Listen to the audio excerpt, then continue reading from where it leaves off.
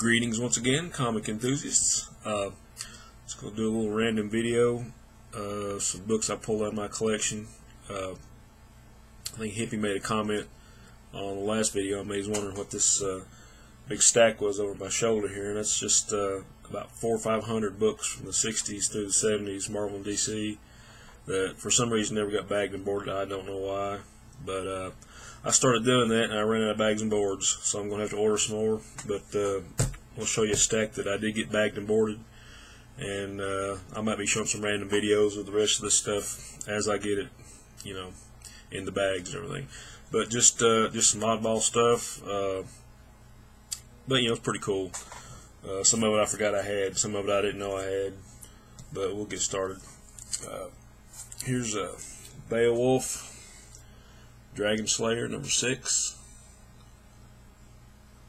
And I've always been a fan of these little oddball series that only lasted a few issues, you know, because there's some gems in here sometimes. But the guy that did the art on this is Ricardo Villagrán, and I would call his style maybe between I don't know, Bernie Wrightson and Mike Grail. It's pretty awesome artwork.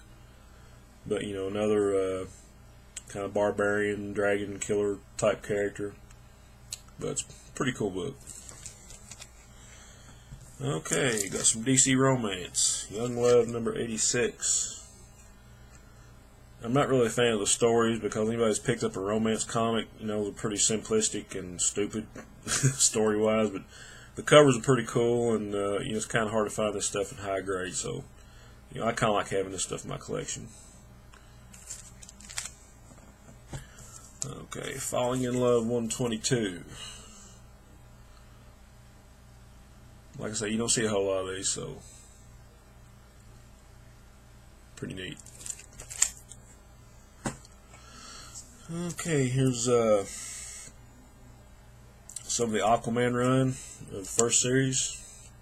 Okay, it's number 62. I think this is the issue where Aquaman and Mara's son gets killed. But it's all Jim Aparo art, so it's really good stuff. Aquaman 61. And this pretty cool book's got Batman and Cobra in it. And I think all these issues are Jim Aparo art. I think, well, I think I'm mistaken. I think 2 or 3 of these have got Don Newton. Another guy we lost way too soon. Great artist. But it's either Newton or Aparo in all these issues. Okay, issue 63 gets the Ocean Master.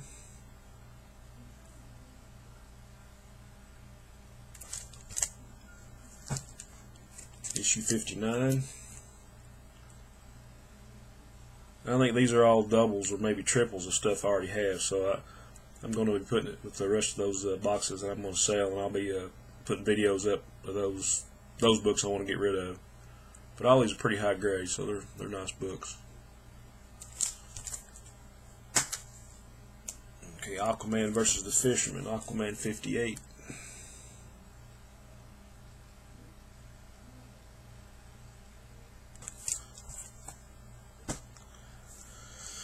Okay, found some more Commandees. I got tons of these books. I don't know where I got all of them or why I bought all of them, but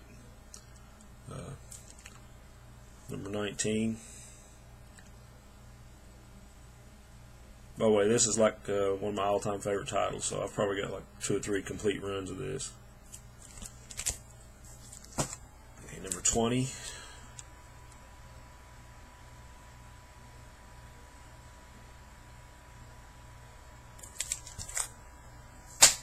Number 11.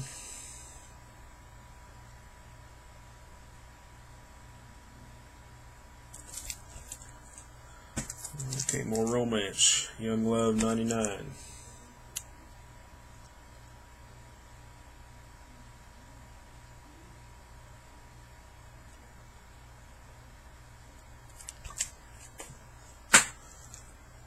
Young Romance 175. This is like a giant issue.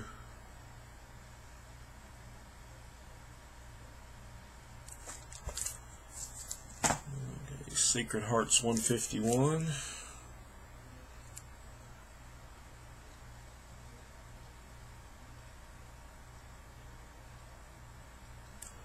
What's cool about some of these,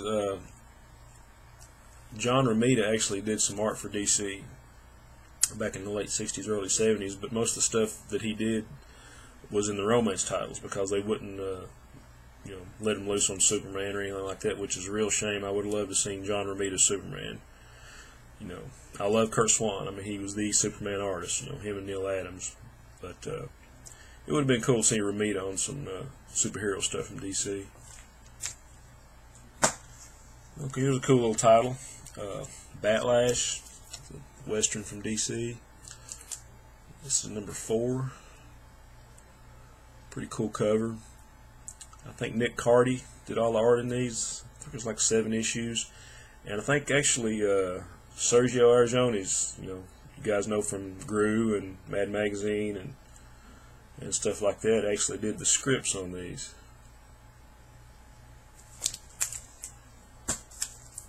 Batlash number 5. Another cool cover. Really like the colors on this.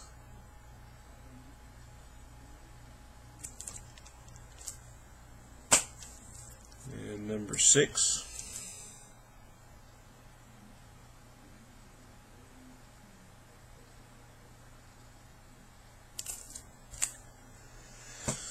Okay, we have Superman Family 172.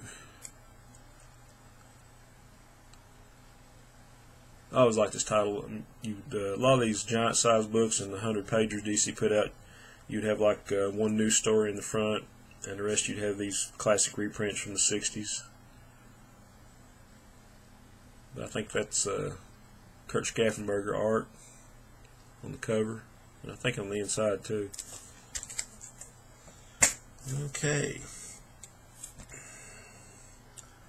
And here's Tor number 3 by the late great Joe Kubert. He did several series of Tor. He did 2 or 3 for DC. He did one for Marvel. He might have done one for Dark Horse or some other independent, but he's a really cool book. I think most of the ones he did for DC in the 70s were reprints. He did the covers. Okay, here's another DC version of an Archie comic. This is Debbie number 1. You can tell it's got the Archie style artwork. And really I like this guy's artwork. His name was Sam Schwartz. And he did a lot of work for Tower Comics back in the 60s.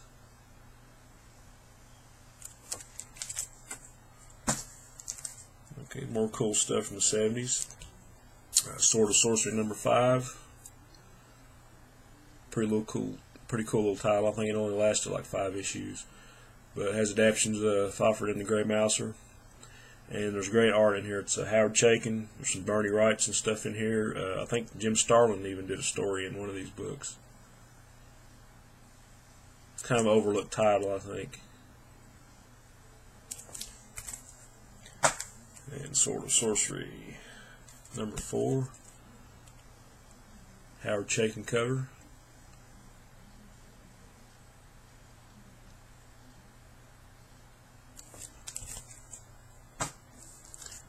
And Tor number 4, more Kubert.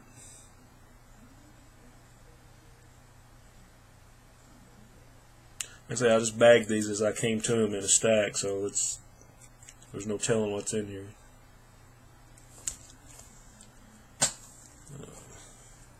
One of my favorite Kubert covers is Tor number 2.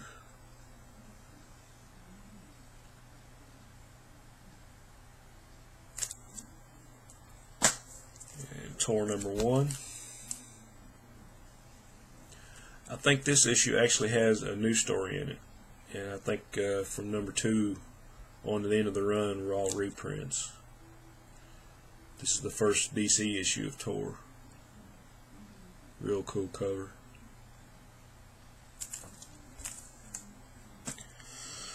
Okay, Debbie's Dates number 11. More Archie type stuff. I guess Stan Goldberg did the art.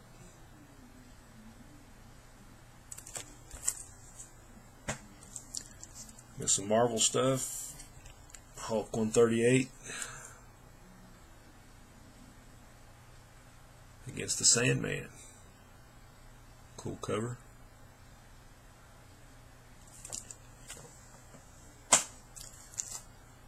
Okay, Astonishing Tales featuring It, number 22.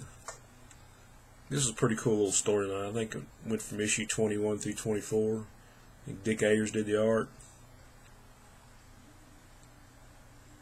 Kind of based on the old Colossus stories that Liam Kirby did. Another Sword of Sorcery, number 3.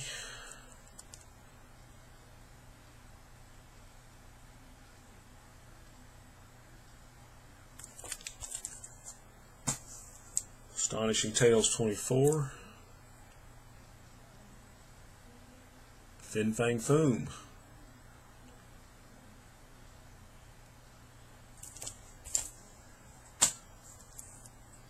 Number 21.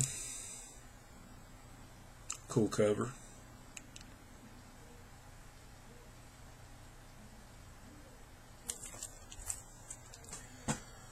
Okay, you got Marvel 2-in-1 number 23, The Thing and Thor.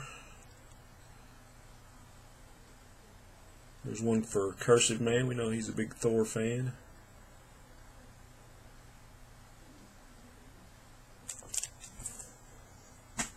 Marvel 2-in-1 52, Thing and Moon Knight.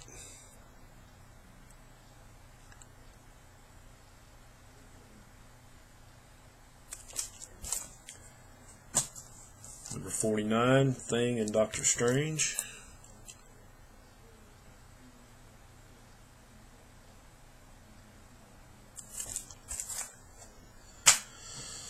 Okay, back to DC, Superman 235. Neil Adams cover.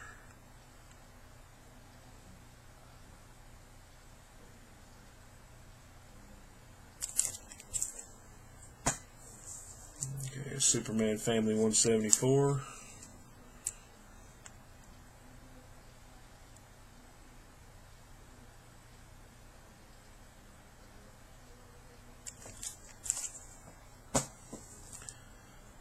Shazam number 20.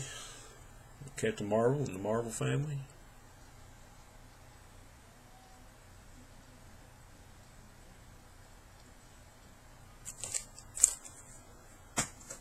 Shazam 21.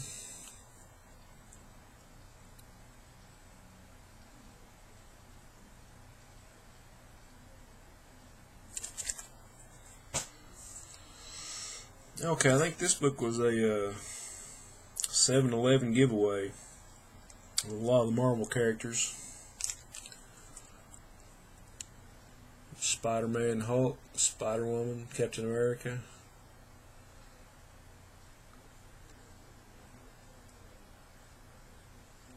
Never seen these anywhere else. I don't know how scarce they are, but pretty cool little comic.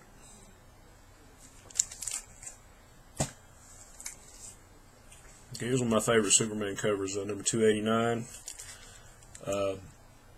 It's kind of a photo cover, and I think actually the guys over here are actually DC staffers, writers, and artists. So that's kind of a neat little cover. The Phantom Horseman of Metropolis.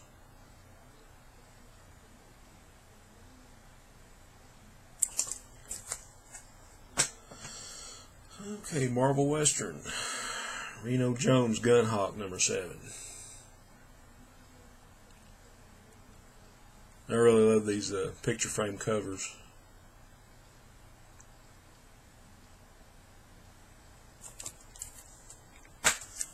Okay, more romance. Marvel, My Love number 28. It's in kind of rough shape. There's writing on the top and spine's kind of bad shape. Still like the cover. I think a lot of this was Ramita. Our Love Story number 25.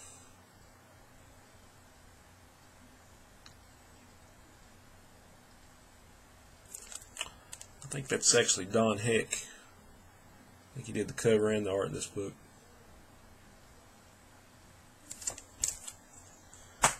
Okay, Marvel 2-in-1 Annual number 1 with the Liberty Legion. Classic Jack Kirby.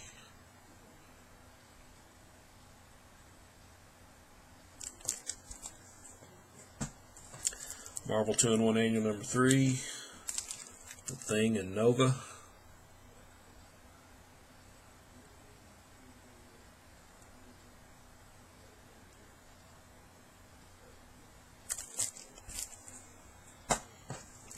Marvel 2-in-1 Annual number 4, Thing and Black Bolt.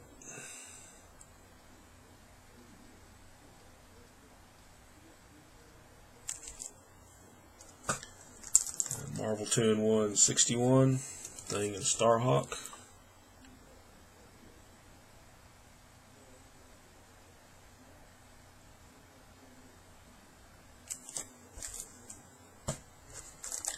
And Marvel 2-in-1 59, Thing and Human Torch.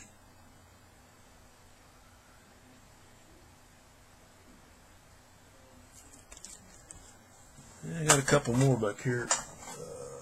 Let's see.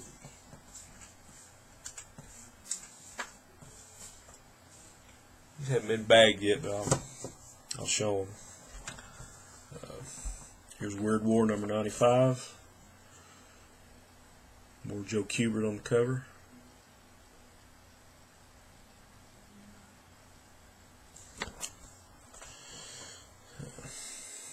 Captain America 120. This book's in really good shape. Gene Colan.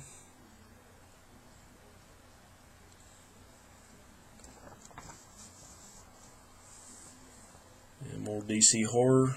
Weird Mystery Tales number 5.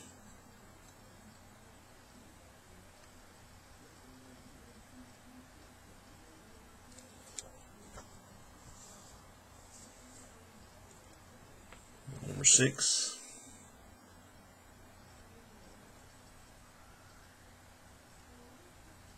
It's a really cool cover.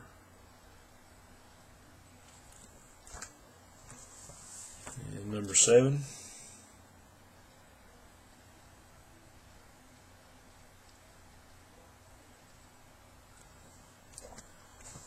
And last one, here's the Joker, number 6, against Sherlock Holmes, no doubt.